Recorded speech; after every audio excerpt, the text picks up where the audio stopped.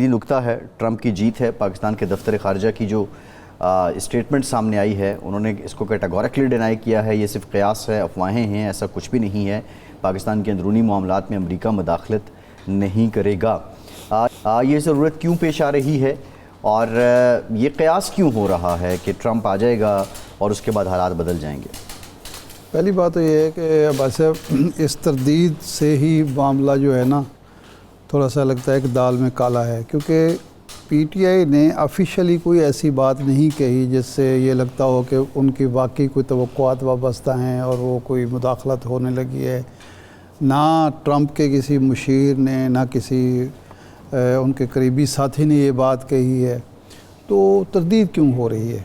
اور دو دن سے کم از کم آپ بھی دیکھ رہے ہیں، میں بھی خواجہ آصف صاحب اور رانا ثناء اللہ صاحب اور جاوید لطیف صاحب اور کئی اور لوگ جو ہیں وہ بڑے بے چین سے ہیں۔ تو اب یہ بے چینی کیوں ہے؟ دفتر خارجہ دیکھیں نا، کوئی سیریس معاملہ ہو تو اس کی تردید وہ کرتا ہے نا۔ سوشل میڈیا پہ تو باتیں ہر طرح کی چل رہی ہوتی ہیں، تو ان کی تردید تو نہیں کی جاتی۔ تردید کرنے کا مطلب یہ ہے کہ کوئی نہ کوئی شاید کہیں کوئی شک ہے کہ کوئی پریشر آ سکتا ہے یا کوئی ایسی بات ہو سکتی ہے جس کی تردید لازمی ہے۔ حوصلہ دینا ہے حکومت کو، حکومت کے زعماء کو کہ نہیں کوئی نہیں، ایسا کوئی معاملہ نہیں ہے۔ تو میرا تو خیال ہے کہ یہ اگر تو کوئی ایسی بات ہے ہی نہیں سرے سے تو اس کی تردید کی ضرورت بھی نہیں تھی۔ پی ٹی آئی کے جو مرکزی ترجمان ہیں شیخ وقاص اکرم، انہوں نے بھی کہا ہے کہ ٹرمپ کے جیتنے سے ہمیں کوئی فائدہ نہیں ہونا۔ نہیں دیکھیں نا، علیمہ خان یہ کہتی ہیں کہ یہ ہمارا کوئی ابا ہے کہ ہم اس سے توقعات لگا کے بیٹھیں۔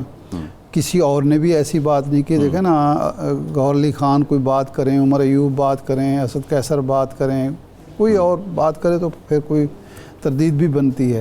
تو میرا تو خیال ہے یہ دفتر خارجہ کا رد عمل بھی قبل از وقت ہے، اور اس نے خام خواہ ایک افواہوں کو جنم دے دینا ہے۔ صحیح ہے کہ جی اس کا مطلب یہ ہے کہ کوئی نہ کہیں نہ کہیں کسی نہ کسی سطح پہ کوئی یا تو پیشگی راستہ روکا جا رہا ہے، یا یہ ہے کہ سیریسلی کوئی بات ہے جس کی تردید لازمی ہے تاکہ لوگوں کو وہ کیا جائے۔ میں نہیں سمجھتا کہ اس کی ضرورت تھی۔ یہ پی آئی اے والا معاملہ جو ہے یہ دلچسپ ہے۔ پہلی تو بات یہ ہے کہ النہیان گروپ کیا ہے، ہمیں علم نہیں ہے ابھی تک کہ یہ کون لوگ ہیں۔ اس میں کچھ معلومات بھی ہمیں حاصل نہیں ہو سکی ہیں، کوشش کی ہے ہم نے نہیں ہے۔ اچھا، النہیان گروپ کو یہ پیشکش کرنے کی اب ضرورت کیوں محسوس ہو رہی ہے؟ جب باقاعدہ بیڈنگ کا اعلان ہوا، یہ عمل جو ہے کئی مہینے سے، یعنی کم از کم 10-11 ماہ سے چل رہا ہے۔ یہی ایسا ہی ہے نا؟ جی ایسے ہی، سال ہی سمجھ لیں۔ یہ جب سٹینڈ بائی ایگریمنٹ ہوا تھا ہمارا، اس وقت اس کے بعد اس کے شرائط میں سے تھا، اور نگران حکومت نے اس کے سارے وہ بنائے تھے۔ تو اس دوران تو یہ گروپ آیا نہیں، لیکن اگر یہ واقعی کوئی سیریس گروپ ہے تو میرا خیال ہے یہ بہت بڑی پیشکش ہے کہ یہاں ایک 10 ارب کوئی دینے کے لیے تیار نہیں ہے، اور وہ 125 ارب ود لائبلٹیز بھی وہ ایکسپیکٹ 250 ارب روپے کی لائبلٹیز ہیں۔ ساتھ انہوں نے یہ بھی کہا کہ 30 سے 100% سٹاف کی تنخواہیں بھی بڑھائیں گے اور سٹاف کی چھانٹی بھی نہ کریں۔ ہاں مطلب مجھے بھئی ایسا گروپ اگر پہلے آ جاتا تو اب تک پی آئی اے کے کم از کم نومبر کی تنخواہیں تو حکومت کو نہ دینی پڑتی۔ بالکل ٹھیک۔ تو اس کا مطلب یہ ہے کہ اس گروپ کو بھی اب تو حکومت کو چاہیے کہ بس کسی اور چکر میں نہ پڑے۔ اب جو خبر بھی آئی ہے وہ پاکستان کے معتبر ترین اداروں کی ویب سائٹ پہ آئی ہے۔ کسی گروپ نے پیشکش تو کی ہوگی نا، لیکن دیکھنا اب یہ ہے کہ وہ گروپ کیا ہے، اس کی اپنے جو سرمایہ کیا ہے، اس کی مارکیٹ ویلیو کیا ہے، وہ یہ اس کاروبار یہ کر سکتا ہے، کرتا ہے، کرے گا، یہ سارے پہلو دیکھنے پڑیں گے۔ بھارت کے غیر قانونی زیر قبضہ جموں کشمیر میں، اور جموں کشمیر کی اسمبلی جو 10 سال کے بعد اب وجود میں آئی ہے، اس میں آرٹیکل 370 کی منسوخی کے خلاف متفقہ قرارداد منظور کی گئی ہے۔ یہ بڑی سگنیفیکنس بات ہے ارشاد صاحب کہ جن لوگوں نے، کشمیر کے لوگوں نے، آلدو الیکشنز بھی جس طرح ہوئے جو آپ کے سامنے ہی ہیں، بی جے پی نے جس طرح آزاد امیدوار کھڑے کر کے اور ساتھ ہی ساتھ اتنی ہیوی فنڈنگ کر کے، لیکن پھر بھی نیشنل کانفرنس وہاں پہ آبویسلی انہوں نے میکسیمم سیٹس لیں، عبداللہ فیملی پھر وزیر اعلیٰ وزارت اعلیٰ ان کے پاس آئی. لیکن جو یہ قرارداد پیش کی گئی ہے آرٹیکل 370 کی منسوخی، اس کی سگنیفیکنس کیا ہے؟ دوسرا جو قرارداد پیش کی گئی ہے وہ نائب وزیر اعلیٰ سریندر سنگھ نے پیش کی ہے. اب صاحب ایک تو ذہن میں رکھنا چاہیے کہ یہ جو الیکشن تھے، الیکشن میں کشمیری عوام نے اپنی جو ریزسٹنس ہے، اپنی جو آزادی کی جدوجہد ہے، اس کا ایک دوسرا رخ وہ سامنے لائے ہیں. یہ نہیں ہے کہ وہ اب ریزسٹنس سے دستبردار ہو گئے یا انہوں نے اپنی آزادی کی جدوجہد ترک کر دی. انہوں نے ایک راستہ جو ان کو مل رہا تھا وہاں یہ ثابت کیا کہ ہم ابھی بھی بھارت کے خلاف ہیں، بھارت سے آزادی چاہتے ہیں. اور اس کا ثبوت یہ ہے کہ وہاں بی جے پی کو کوئی سیٹ ہی نہیں ملی، بری طرح ناکام ہوئی. جو بھی اس نے کوششیں کی، پیسہ لگایا، گروپنگ کی، وہ جو ہیں گجر اور پہاڑی، وہ ان کے درمیان اختلافات تفریق پیدا کرنے کی کوشش کی، کوئی پیش نہیں چلی. ایک تو یہ کلیئر ہے. دوسرا یہ ہے کہ کشمیری عوام نے یہ ثابت کیا، اور یہ قرارداد اس کا ثبوت ہے کہ وہ لوگ، ان لوگوں کو ہم مجبوراً ہی صحیح ووٹ دیں گے اگرچہ وہ حریت کانفرنس کا حصہ نہیں ہیں، جو 5 اگست کے اقدامات کے مخالف ہیں. چاہے وہ عبداللہ فیملی، محبوبہ مفتی نے بھی اس پہ شکریہ ادا کیا ایوان کا. یعنی محبوبہ مفتی اور مفتی سعید کے خاندان کا جو منافقانہ طرز عمل رہا، اس کا نتیجہ یہ ہے کہ ان کو بھی بری طرح مار پڑی الیکشن میں. ٹھیک ہے نا؟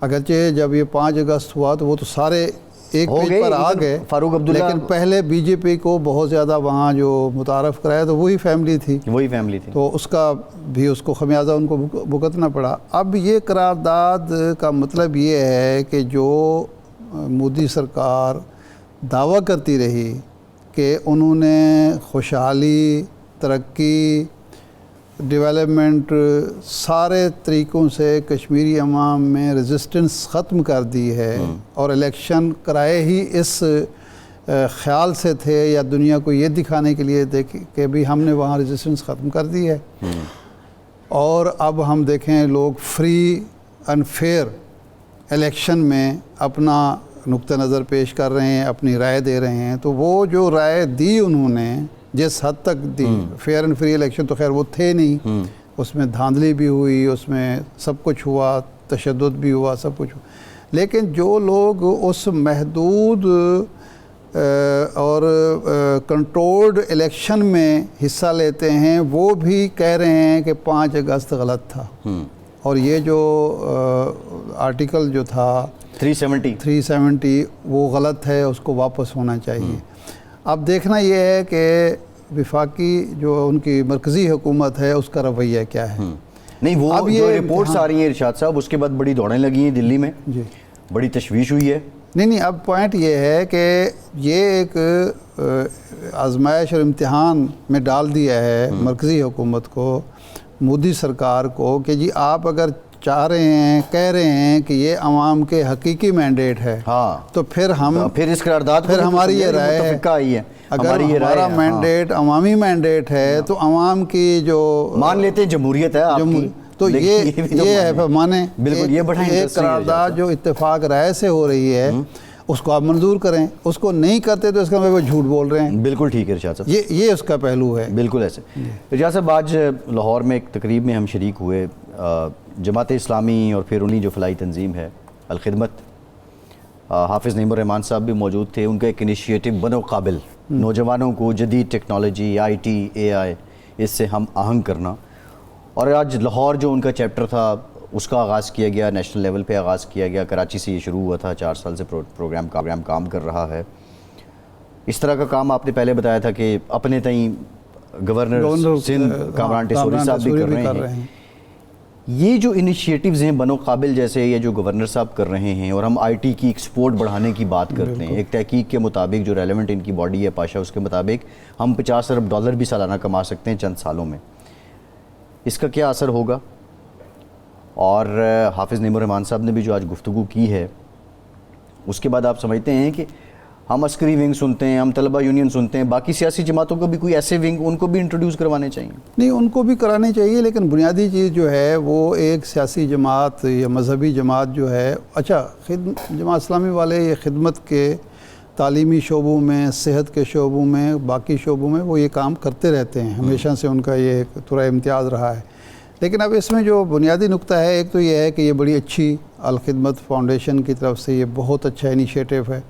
اس وقت بہت زیادہ ضرورت ہے کہ جو روایتی ہمارے شعبے ہیں ویلتھ کریشن کے, اس میں ہم اپنے ملک کو نہ خود کفیل کر سکتے ہیں نہ ہم قرضے اتار سکتے ہیں.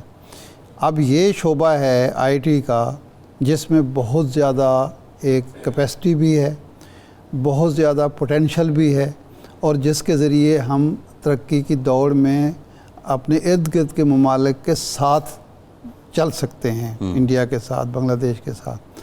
لیکن پرابلم کیا ہے جو وہاں نشاندہی بھی ہوئی کہ اگر ہر دوسرے دن آپ کا انٹرنیٹ بند پڑا ہوگا, آپ کے جو مختلف سوشل میڈیا کے پلیٹ فارم ہیں ان پر پابندیاں آپ لگاتے رہیں گے, انٹرنیٹ کی جو رفتار ہے وہ انتہائی سست ہوگی, تو 3 کام ہیں کرنے کے. پہلی بات تو یہ ہے کہ جو ہماری انٹرنیٹ کمپنیز ہیں ان کی صلاحیت کیپیسٹی بڑھائی جائے, ان کو پابند کیا جائے, ان کو کمپٹیشن تو واپس لائیں, ان کو کمپٹیشن میں واپس لائیں, نئی کمپنیوں کو لے کے آئیں یہاں تاکہ لوگوں کو سہولتیں, جدید سہولتیں ہوں. دوسرا یہ ہے کہ جو نوجوان یہ گورنر صاحب جن کو تیار کر رہے ہیں یا الخدمت والے تیار کرتے ہیں, ان کے لیے سہولتیں فراہم کرنا حکومت کی ذمہ داری ہے. وہ پیسہ نہیں مانگتے آپ سے, وہ یہ چاہتے ہیں کہ ہماری جو ضروریات ہیں جو ریاست نے یا ریاست کے اداروں کی مہربانی سے ہمیں ملنی چاہیے, وہ ہمارا حق ہے, وہ ہمیں ملنی چاہیے. اور تیسرا یہ ہے کہ آپ ان نوجوانوں کو انکریج کرتے ہوئے آئی ٹی کے ایکسپورٹ بڑھانے کے لیے جو اقدامات حکومت کو کرنے ہیں وہ کریں. بالکل ایسے حوصلہ شکنی نہ کریں, حوصلہ افزائی کریں. بالکل ٹھیک ہے.